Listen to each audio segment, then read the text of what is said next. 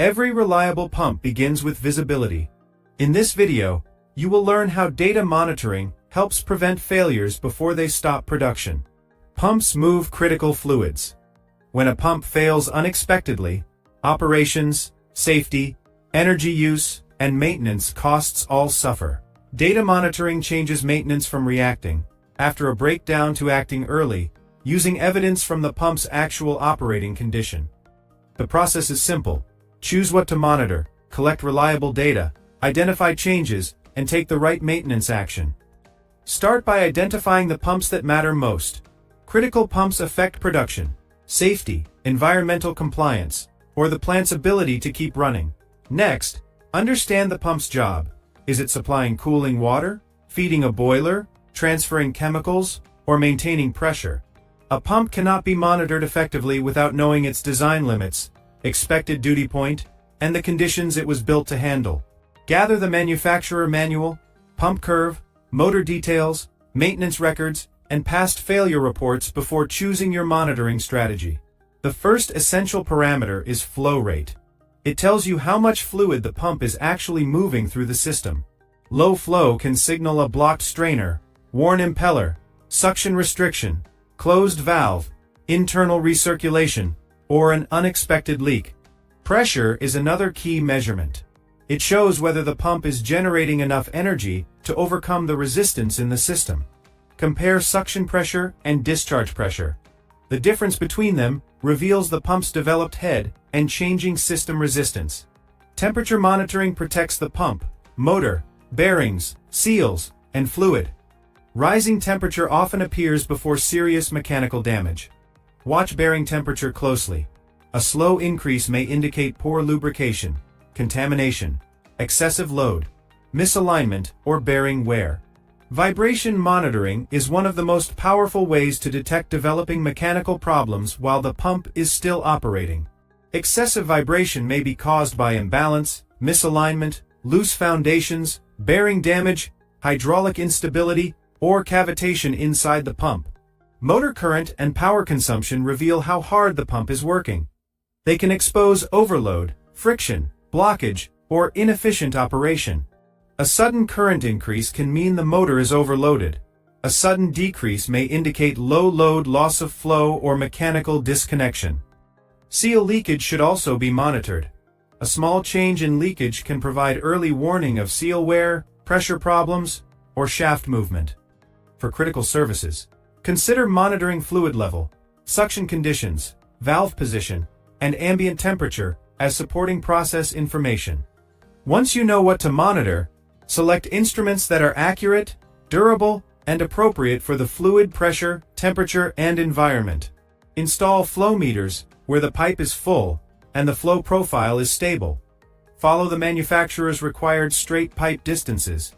Place pressure sensors at meaningful locations, typically near the suction and discharge connections, while protecting them from vibration and pulsation. Mount vibration sensors securely on rigid bearing housings.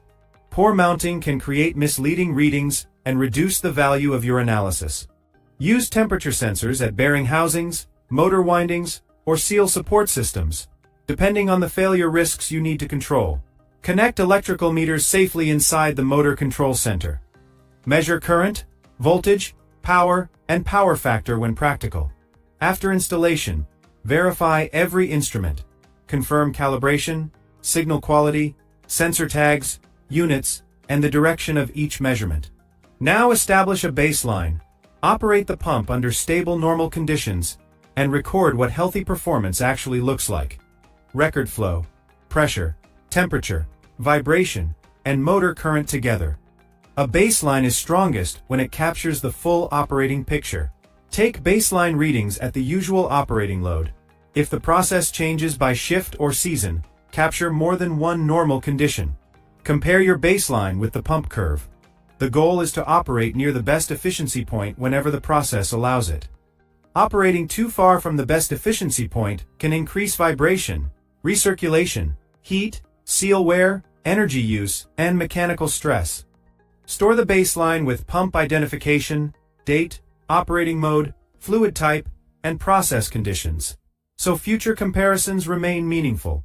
Centralize the information in one place.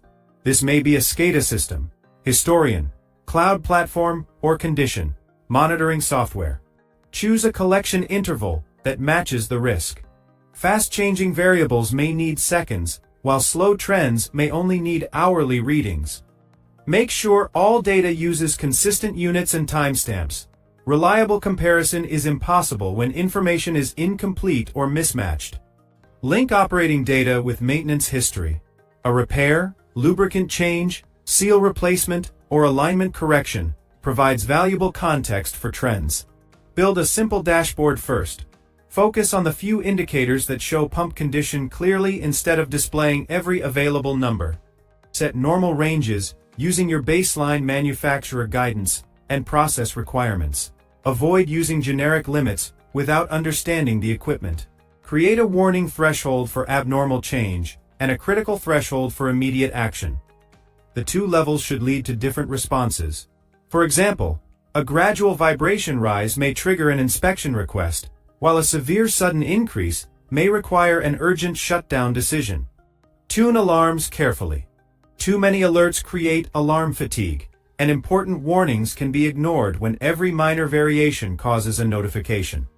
Every alarm should answer 3 questions. What changed? How serious is it? And what should the operator or technician do next? Do not judge pump health from one reading alone. Trends reveal the direction, speed, and pattern of degradation much more clearly. Review trends daily for critical pumps and regularly for less critical equipment. Short reviews often prevent long outages later. Look for gradual increases in vibration. This pattern often develops before a bearing failure, imbalance issue, or alignment problem becomes severe. Look for declining flow at the same speed and valve position. It may indicate impeller wear, blockage, leakage, or suction problems. Look for increasing motor current. When flow conditions appear normal, higher current can point to friction, rubbing, or excessive mechanical load. Look for repeated temperature spikes. They can occur during poor lubrication, changing process conditions, cooling failure, or intermittent mechanical contact. Combine signals whenever possible. High vibration, rising temperature, and increasing current together are more convincing than any single symptom. Cavitation is a common reliability problem. It occurs when local pressure drops low enough for vapor bubbles to form and collapse. As the bubbles collapse, they create noise, vibration, surface damage, and reduced performance. Monitoring helps you recognize this pattern early. Cavitation clues include unstable suction pressure, increased high-frequency vibration, noise, fluctuating flow, and a drop in pump efficiency. Misalignment happens when the motor shaft and pump shaft do not rotate on the same centerline. It creates extra stress on couplings and bearings. Data may show misalignment as elevated vibration at specific frequencies, rising bearing temperature, and repeated coupling or seal problems. Bearing deterioration usually develops gradually.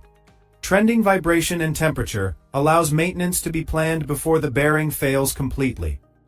Seal failures often begin with small leakage changes. Tracking leakage and seal temperature helps distinguish normal seepage from developing damage. A falling discharge pressure with stable speed may mean internal wear, a damaged impeller, bypass leakage, or a changing system condition. A rising discharge pressure may mean a downstream valve is closing, a line is blocked, or the process resistance has increased. When data identifies a concern, confirm it in the field. Inspect the equipment safely before deciding on repair, adjustment, or replacement. Start with simple checks: valve positions, suction level, visible leaks, abnormal noise, loose bolts, blocked strainers, and operating mode. If vibration trends indicate a mechanical issue, inspect alignment, coupling condition, baseplate rigidity, bearing lubrication, and rotating components. If flow is declining, inspect suction strainers, pipe restrictions, valve position, air ingress, impeller condition, and process demand. If temperatures are rising, check lubricant condition, bearing load, cooling paths, motor ventilation, seal flush, and alignment. Use condition-based maintenance whenever possible. Schedule work because data shows deterioration, not only because a calendar says it is time. Turn confirmed findings into a clear work order. Include the data trend, suspected cause, required parts, safety steps, and acceptance criteria. Plan repairs during a controlled maintenance window whenever possible. This reduces the risk, cost, and disruption of emergency work. After maintenance, collect new readings. Verify that vibration, temperature, pressure, flow, and current return to expected ranges. Document what was found and what was corrected. This creates a valuable failure library that makes future diagnosis faster and more accurate. Measure reliability improvement with downtime. Fewer unplanned outages means the monitoring program is creating real operational value. Track mean time between failures, or MTBF. Increasing MTBF shows that pumps are operating longer between disruptive repairs. Track maintenance cost as well. Planned work usually costs less than emergency repairs, overtime labor, production loss, and secondary damage. Monitor energy consumption per unit of flow.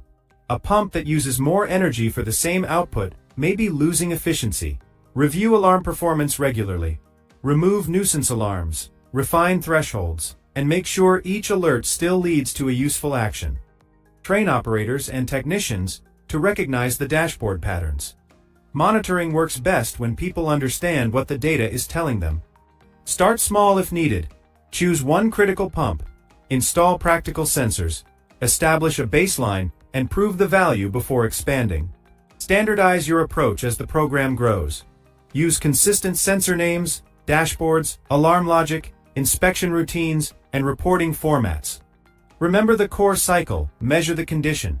Compare it with normal, investigate changes, act early, and verify the result. Reliable pumps are not created by waiting for failure. They are created by using data to make better decisions at the right time. Begin today with your most critical pump.